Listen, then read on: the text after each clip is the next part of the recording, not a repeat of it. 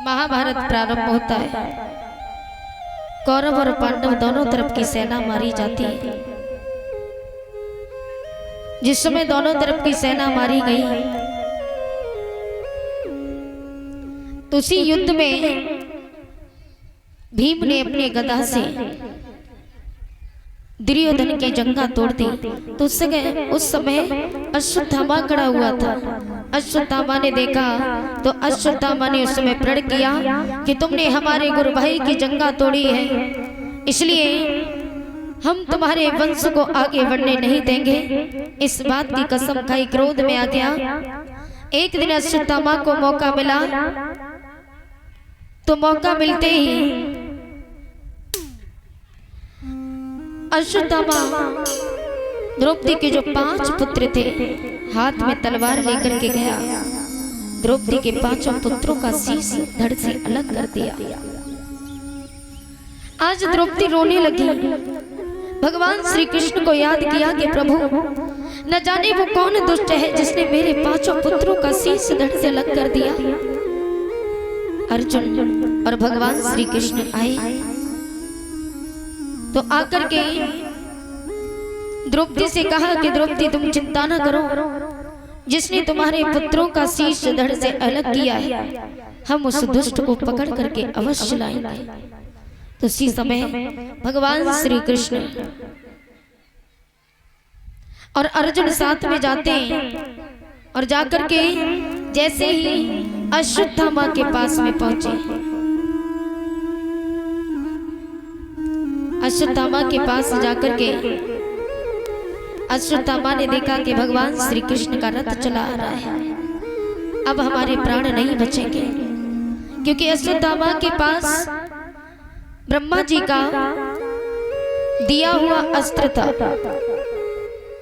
तो उसने वो अस्त्र छोड़ दिया। यदि उसने सोचा कि यदि मैंने ये ब्रह्मास्त्र नहीं छोड़ा तो आज मेरे प्राण जाना निश्चित है, और यदि छोड़ दिया तो पूरी सृष्टि का नाश हो जाएगा। ये सोचते हुए फिर भी उसने ब्रह्मास्त्र जिस समय छोड़ा, और ब्रह्मास्त्र जैसे ही छोड़ा तो अर्जुन ने भी ब्रह्मास्त्र छोड़ दिया। ब्रह्मा जी ने देखा कि दोनों अस्त्र यदि आपस में टकराए तो पूरी सृष्टि का नाश हो जाएगा।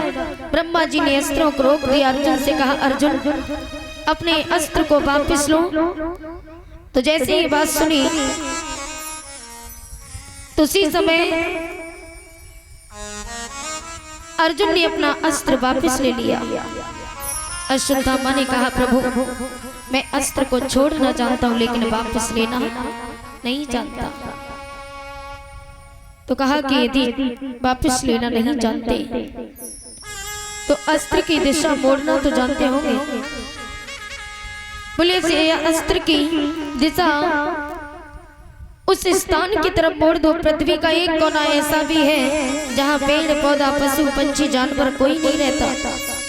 अश्वत्थामा ने कहा, प्रभु मैं जानता तो हूँ लेकिन ऐसा नहीं करूंगा, क्योंकि मैंने प्रण लिया है, मैंने कसम खाई है कि मैं 5 पांडवों का वंश आगे बढ़ने नहीं दूंगा। द्रौपदी के 5 पुत्रों को तो मार दिया, लेकिन अभिमन्यु की पत्नी जो उत्तरा मैया है, उत्तरा मैया के गर्भ में जो शिशु पल रहा था उसकी तरफ अस्त्र को छोड़ दिया। उत्तरा मैया चीखने लगी। उत्तरा मैया चिल्लाने लगी। इधर भगवान श्री कृष्ण अश्वत्थामा को पकड़ करके रस्सी से बांध के जकड़ के द्रौपदी के चरणों में डालते हैं। तो द्रौपदी ने कहा, अश्वत्थामा तुम, प्रभु ये तो मेरा गुरु भाई है। बोले इसने मेरे पुत्रों को तो मार दिया, मेरे पुत्र तो वापस नहीं आ सकते, लेकिन मैं इसे दंड दूं तो दंड देने से भी क्या होगा, मेरे पुत्र तो वापस नहीं आ जाएंगे। ये बात जैसे सोची तो उसी समय अश्वत्थामा को द्रौपदी ने क्षमा कर दिया। अश्वत्थामा के पास जो मणि थी मस्तक पे धारण थी, भगवान श्री कृष्ण के मांगने पर नहीं दी तो उसने अपना सर नीचे झुका दिया और शर्मिंदा से तो भगवान ने उसके सर में दिया तो वो मणि निकली और भगवान ने वो मणि धारण के बोली गोविंद भगवान की।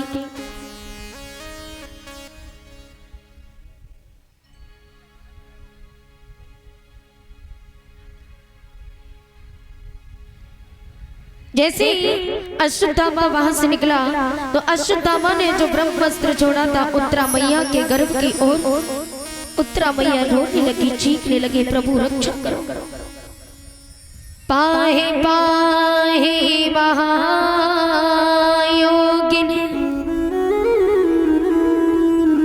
देव देव जगत पते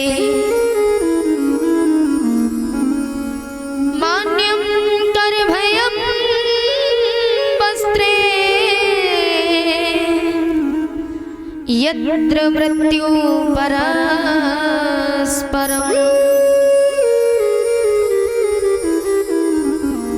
आज जैसे उत्तरा मैया भगवान से कहती प्रभु मेरी रक्षा करो, हे जगत पिता, हे जगतपति मेरी रक्षा करो।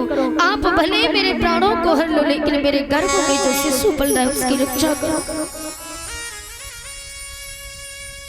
ये बात जैसी गई तो भगवान देर नहीं करते, भगवान श्री कृष्ण अंगुष्ठ रूप धारण करते। अंगुष्ठ माने अंगूठे कितना बराबर रूप धारण किया और उत्तरा मैया के गर्भ में प्रवेश कर जाते। बोलो गोविंद भगवान की। तो भगवान श्री कृष्ण ने परीक्षित महाराज को उत्तरा मैया के गर्भ में दर्शन दिए। तो परीक्षित ने दर्शन अपनी माँ के गर्भ में ही रह के कर लिए। तो मैया के गर्भ से पुत्र का जन्म होता है और उसी पुत्र का नाम परीक्षित पड़ा। बोलिए परीक्षित महाराज की। इधर भगवान श्री कृष्ण जो भीष्म पितामह थे, भीष्म पितामह बाणों की सैया पर लेटे और भीष्म पितामह जब बाणों की सैया पर लेटे थे सारी रात हो जाती है, युधिष्ठिर को नींद नहीं आई। भगवान श्री कृष्ण जाकर के पहुंच जाते हैं, कहने लगे बड़े भैया क्या बात है, आप बड़े परेशान लग रहे हो आज। युधिष्ठिर ने कहा प्रभु क्या करूं, ये जो हो रहा है ना और जो हो चुका ये अच्छा नहीं हुआ। युद्ध में हमारे अपने ही मारे गए, ऐसा क्यों हुआ। भगवान श्री कृष्ण कहते हैं कि जो होता है वो अच्छे के लिए होता है, तुम इस बात की चिंता ना करो। युद्ध भी हुआ ये अच्छे के लिए हुआ और जो चला गया वो भी अच्छा हुआ, चिंता ना करो। युधिष्ठिर मानने को तैयार नहीं हुए तो जाकर के युधिष्ठिर को लेकर के भगवान श्री कृष्ण भीष्म पितामह के पास पहुंचे, जहां भीष्म पितामह बाणों की सैया पर लेटे। बाणों की सैया पर भीष्म पितामह को देख सभी की आंखों में आंसू भर आए। आज भीष्म पितामह ने भगवान श्री कृष्ण को आता हुआ देखा तो भगवान श्री कृष्ण से कहा प्रभु आज आपने दर्शन दिए, लेकिन आपने ऐसे समय पर दर्शन दिए, मैं बहुत प्रसन्न हूँ। आज मैं आपसे कुछ मांगना चाहता हूँ। भगवान ने कहा मांगो, क्या मांगना चाहते हो।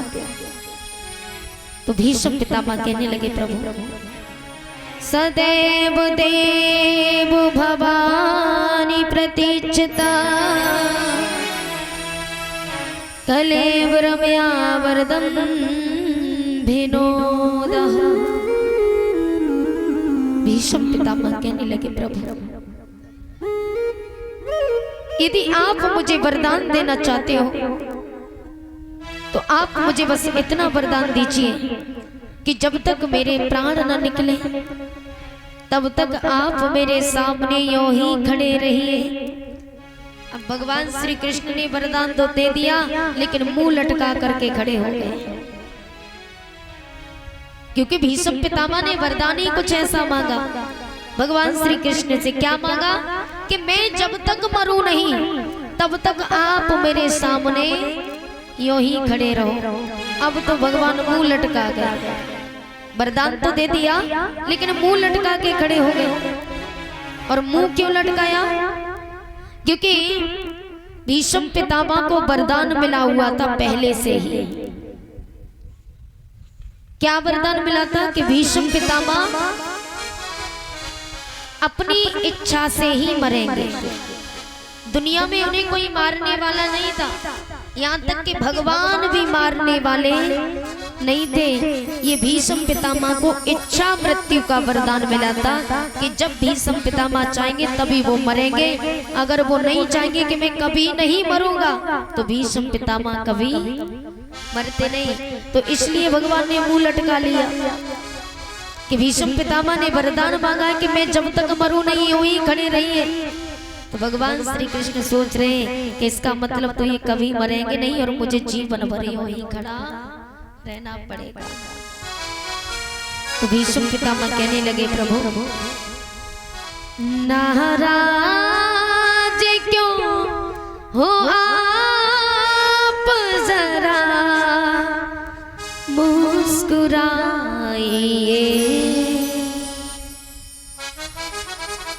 नाराज क्यों आप, जरा मुस्कुराइए। और मेरी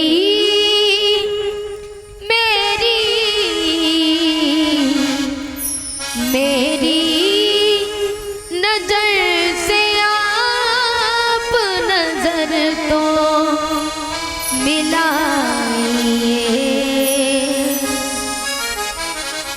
भीष्म पितामह कहने लगे, प्रभु ऐसे क्रोध में नहीं, जरा मुस्कुराइए। तो भगवान के चेहरे पे मुस्कान आ जाती है कि लखी जिन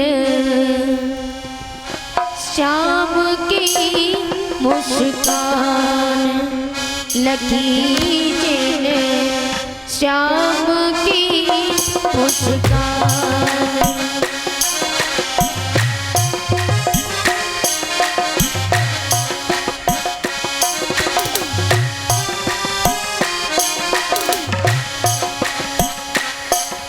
लखी जिन श्याम की मुस्कान, लखी जिन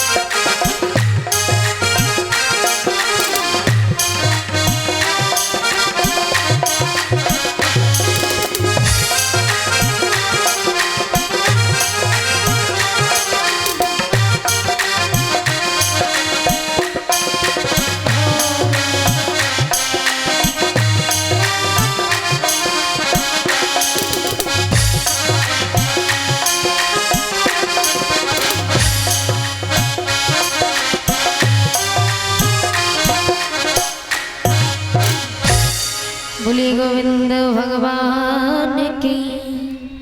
भीष्म पितामह ने भगवान के चेहरे पर जो मुस्कान देखी, भीष्म पितामह बहुत प्रसन्न हुए। कहा प्रभु आज मैंने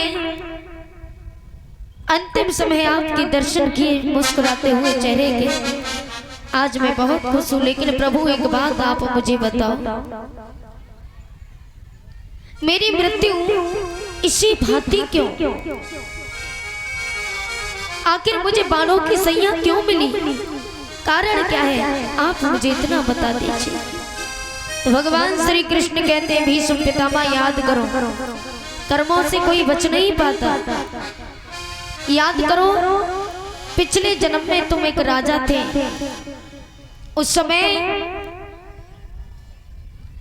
एक जंगल में आग लग गई थी और आग के लगने से, आग लगने पर उस जंगल के सभी जीव जंतु उसी में जल करके मरने लगे। तो उस समय तुमने एक सर्प को देखा, तुम घोड़े पर सवार थे, तुमने एक सर्प को देखा तो उस सर्प को उठा करके तुमने कांटों में डाल दिया। तो वो सर्प 6 दिन तक उसी कांटों पर तड़पता रहा, बिलखता रहा। तो उस सर्प ने तुम्हें श्राप दिया था कि राजन, जिस भांति मेरी मृत्यु हुई है, जिस भांति 6 दिन मैं तड़पा हूँ, उसी तरह तुम्हारी मृत्यु होगी। तो भगवान श्री कृष्ण यही बात कहते हैं कि कर्मों से कोई बच नहीं पाया, इसलिए तुम्हें बाणों की सैया मिली है। तो भीष्म पितामह ने कहा प्रभु कोई बात नहीं,